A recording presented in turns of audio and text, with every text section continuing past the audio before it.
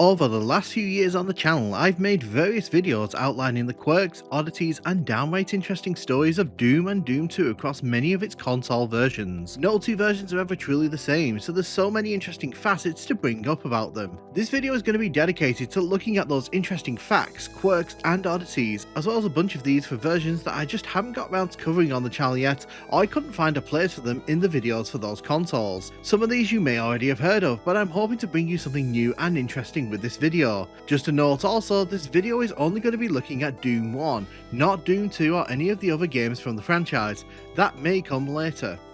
In the original Xbox port of classic Doom, the skybox from Knee Deep in the Dead accidentally appears across all the different episodes. This gives all these levels a very different vibe, but it also makes it super easy to tell when you're looking at Xbox footage.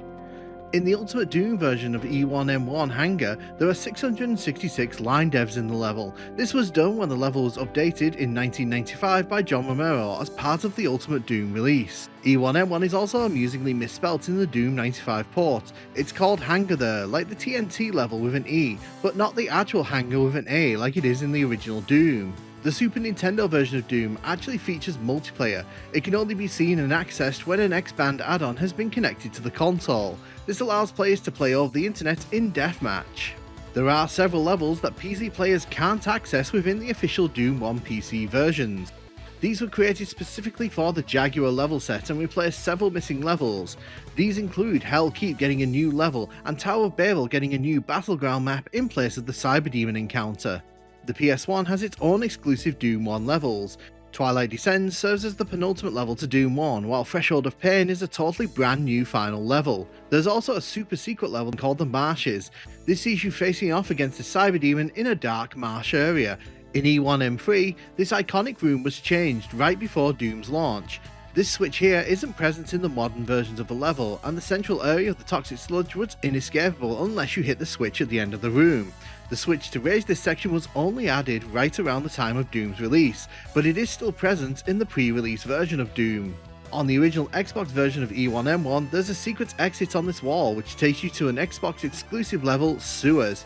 This level is only accessible through the Xbox port, but you can also play it on PC as the level was released as a solo outing by its creator. It should be noted that if you do download the PC version of this, you have to play it in the E3M1 slot. It is not in the E1M10 slot as that doesn't exist. E1M2, E1M7 and E2M2 were some of the earliest documented levels made for Doom.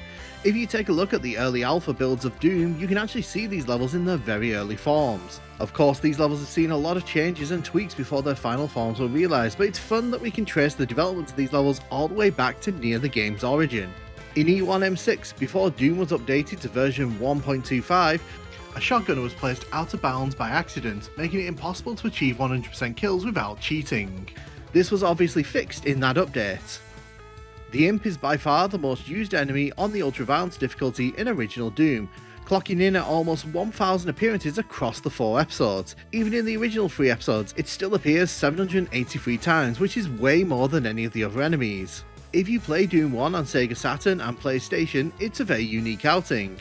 It's the only official released version of Doom 1 to feature enemies from Doom 2. This was done as Doom 2 is bundled in with that package, so the data was right there to be used. An often overlooked fact about Sega Saturn Doom is that it did feature multiplayer, but you had to live in Japan or the EU. Due to an oversight during the port's development, the multiplayer mode is rendered inaccessible in the North American versions of the game. Due to the fact that the multiplayer link cable was never actually released in EU regions, most EU players were never actually able to play that mode. To add to the chaos, the EU box states that the game is only single player. In E1M6, there are 2 barrels that only appear on the ultra-violence difficulty. Maybe they just wanted to be here for expert players. Playing on lower difficulties makes these barrels disappear. Console players would have to wait until the release of the Xbox version of Doom 3 to officially experience the first Doom game with all of its original PC levels. This was released in 2005. E2M2 is the first level, if played from the start, where the player doesn't encounter either a zombie man or shotgunner. All levels up to this point contain at least one of these enemies across all difficulties. E2M1 is the first level in PlayStation and Sega Saturn Doom where the player encounters the Hell Knight, a Doom 2 enemy. This enemy is actually used very frequently in these versions of Doom and often replaces the Baron of Hell in encounters. E2M1 is also the first level where the player won't encounter any exploding barrels, if they've played from the beginning of the game. Doom originally featured more mythical and surreal items that were intended to be collected by the player. These would have been added to a total score, however this was scrapped before the final game released. On the ultra-violence difficulty, there were 238 barrels placed across the original 3 episodes, Knee Deep in the Dead having the most. That number increases to 321 when including Thy Flesh Consumed. The Nightmare difficulty was added a while after the game's release. Originally, Doom only had 4 difficulty settings, but when gamers complained that the ultra-violence difficulty was too easy, id Software updated the game and added in a 5th difficulty, Nightmare. This sees monsters respawn and move super quickly. On PlayStation 1 and Sega Saturn Doom, E2M3 Refinery is the first level that the player encounters the Ratnatron, a Doom 2 enemy. It's in that weird meat room with all the raising and lowering platforms, however those platforms are not in this version. PS1 and Sega Saturn Doom allows the player to make use of the Super Shotgun within Doom 1. If the player puts in the all weapons cheat, they'll get access to it from that moment. You can also get it legitimately by accessing the super secret level, the Marshes. The Revenant makes its PS1 Sega Saturn arrival on the ultra-violence difficulty on E1M7. In this version of the game, the Revenant is notably slower when running, but you can still launch rockets from a distance. The only level in the Shores of Hell not to feature a plasma rifle is E2M8. The plasma rifle features in all other levels within Doom's second episode. In the original 3 episodes of Doom, Mount Erebus has the highest par time of any of the levels with a target time of 6 minutes. When you include Thy Flesh Consumed, E4M6 has the highest par time, with a time of 6 minutes and 30 seconds. John Anderson originally titled the E4M7 level in Thy Flesh Consumed Chiron.wad. It was originally a level designed for Doom 2 before being converted to use Doom 1 textures and enemies. The items that feature least across all 4 episodes of Ultimate Doom is actually the light amplification goggles, which only features 8 times across all the levels. An odd quirk in the 32X version of Doom means that all rockets are pointing towards the player when launched out of the rocket launcher.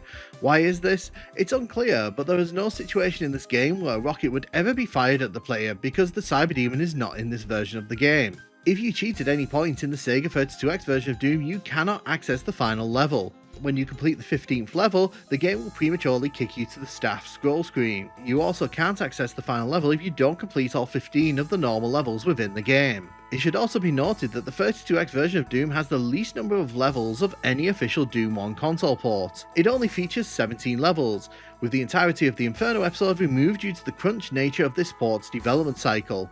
The Super Nintendo and 32X versions of Doom only feature front-facing sprites, meaning that enemies can only ever be seen looking at the player. How this affects gameplay in the 2 versions is quite different. In the 32X version in particular, enemies can still be looking away from the player, but can also appear to be staring right at them, creating this amusing situation where enemies look like they're just ignoring the player. The music in the Nintendo Game Boy Advance version of Doom is positioned incorrectly. The first level gets the second level's music, the second level gets the third music, and so on. The only console version of Doom not to have a soundtrack player when playing through the levels is the Jaguar version of Doom.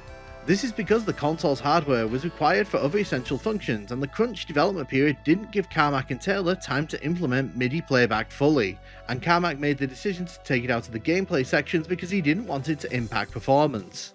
The item which appears most across all of Ultimate Doom's 4 enemies is the health bonus, clocking in with 466 placements on the ultra-violence difficulty. Doom got its name from the 1986 movie The Colour of Money, at least according to John Carmack. There's a scene where Tom Cruise shows off his pool cue and calls it Doom.